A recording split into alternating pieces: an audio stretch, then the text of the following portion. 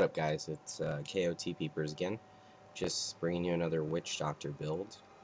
This one's going to be gold farming, actually. I kind of have the color coordination going on too, so let's go ahead and take a look at it.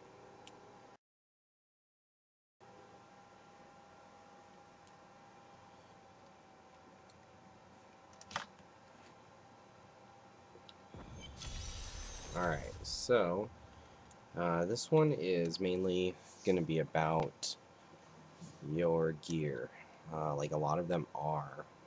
But this gear is actually very easy to find. So the only pieces that you really want and should have for the gold find is gladiator gauntlets, gold skin, and those are going to be 2 out of the 3 pieces that's going to produce the gold for you. The other one that's huge, the biggest one, is the Boon of the Hoarder gem. Another part to it that's really fun to have is the Avarice band. Helps you pick stuff up that's off the screen. I'll actually show you while we're doing it what the gold radius goes up to, or what it's going to be. Thing of the Deep is going to start you out at 20 yards anyway. Right now I think I'm at 26. Yeah, so it looks like I'm at 26 right now.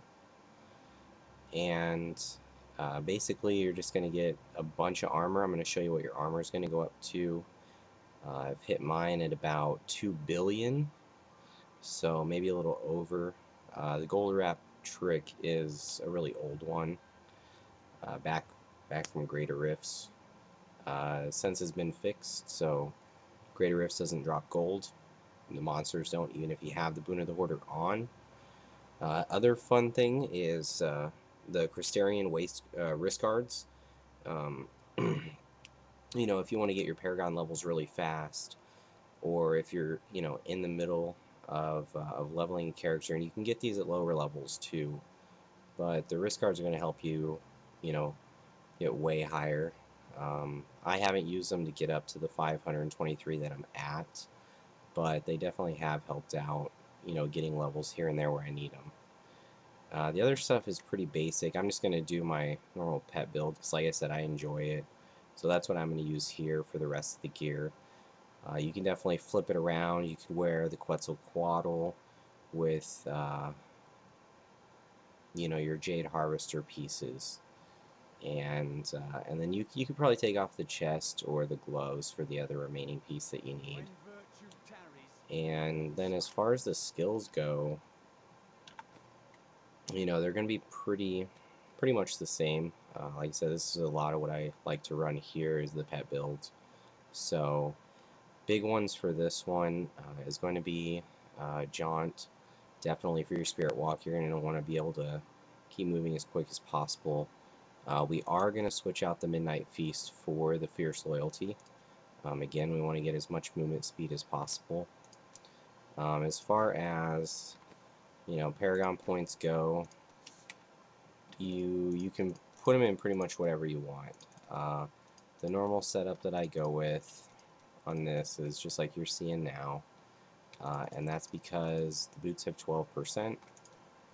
On the offense, attack speed's going to be your biggest one, and then basically your crit damage probably. And again, this is mainly for the pet build, but it does work with like Jade Harvester. On this one, we're definitely going to want to do as much of the gold find as we can. Life on hit's the next big one, and then probably area damage. I figured it'd just be easier to show you with just putting them in. But we can see what our gold find's at now. It's at around 6,000%. So we're just going to kind of do a run and kind of show you what, kind of how much gold you're actually going to get, how much gold you should be seeing from a lot of this. So we'll just start here. All of our dogs and just kind of let them have at it. I mean, you can already see, even even with the clones, I mean, the Avarice Band is letting me pick this up. I can stand on one of these now and not be taken. You can see my life does not even move. And then once the armor wears off from the gold wrap, you definitely will take damage. So definitely pay attention.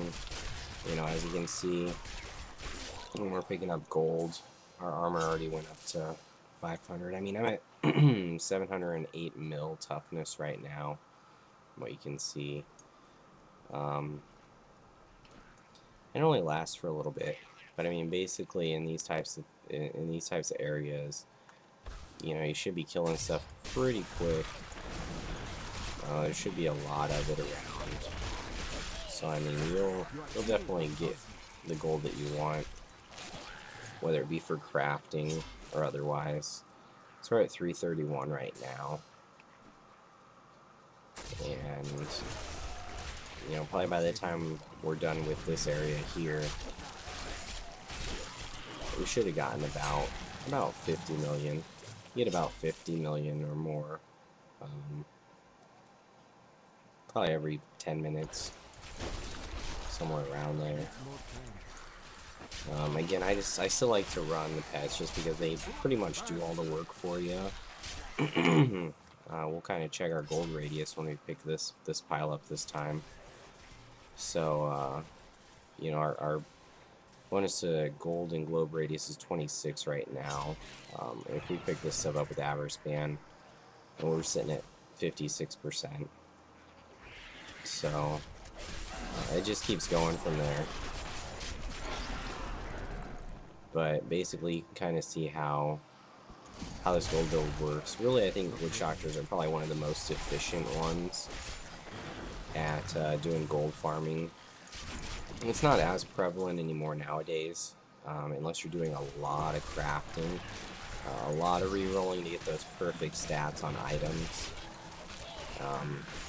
The other good area to do this at, if you want to farm whites as well, if you're running low on those reusable parts, is actually in Act 5 in the Battlefields of Eternity, and most people already know about this spot. It's not like it's a secret or a hidden gem or a trick.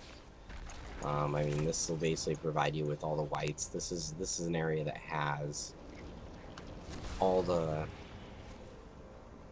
armor stuff, all the, you know, the armor racks or the weapon racks. You'll just find them all over the place in this area. And the nice thing is it has a lot of good mob density normally too. Shrines, if you're wearing, you know, something other than the wrist guards, you can definitely throw on like Nemesis braces or something while you're doing these runs. It is just T6 that I'm doing right now, so it's not like you're doing anything that's that hard. Especially at this point in the game. I mean, if you're doing something like gold farming, you should be having the gear to still be outputting a decent amount of damage, still be able to live, you know, quite a bit. I mean, most of this stuff I'm just going to stand on. The poison, everything else, you shouldn't take any damage once you start getting a good pile of gold.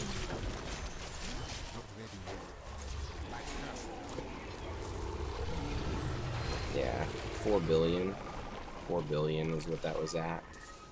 So I mean, you can hit a ridiculous amount. And like I said, it's not like it's anything new with the gold wrap and using the Boon of the Hoarder. But it is still a fun trick. It's a good way to get a lot of gold. You know, again, like I said, we were at 331 when I first looked at it.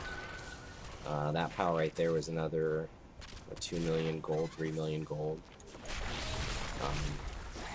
So I mean, it's get you what you need, and basically a lot of times when you get up higher level, you're doing your crafting, and you basically start running out of resources. So you run out of your blues, your whites, your crystals, Souls, I suppose you do too. There's a lot of these, though, that took a long while to actually roll, and they're really high up there right now for me. So this guy, I think, is one of them. Yeah, here we go. It's actually the Serpent. The Serpent's up to 5 million per roll for me. And that's because I was trying to get perfect Fetish Army damage on it for the pet build. So, you know, this guy cost me some pocket change. I mean, there's definitely other ones that I have. There's a Sunkeeper on my Wizard right now that's up to about 3 million.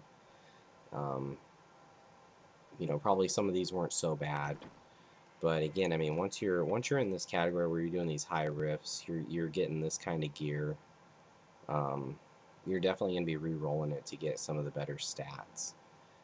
This one I'll probably keep rolling until I get the max haunt damage on it, specifically for the Jade Harvester build.